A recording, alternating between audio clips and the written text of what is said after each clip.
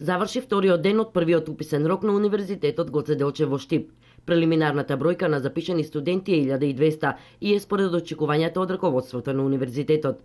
Продеканот професор доктор Емилија Јаневич Ивановска истакна дека бројките процентуално се исти како и минатата година, како и заинтересираноста за одредени факултети. Според очекувањата на Факултетот за медицински науки, бројката на пријавени кандидати веќе на некои студиски програми како општа медицина веќе е надмината.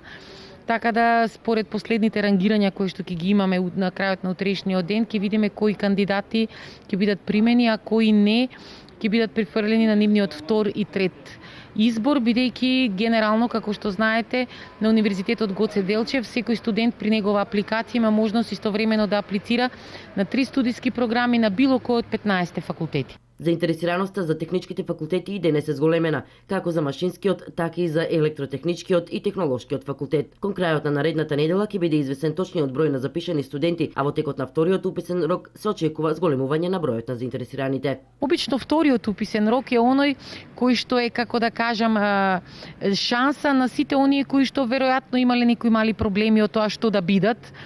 Второ, имаме голем број на средни училишта кои што се уште ги нема дадено дипломите.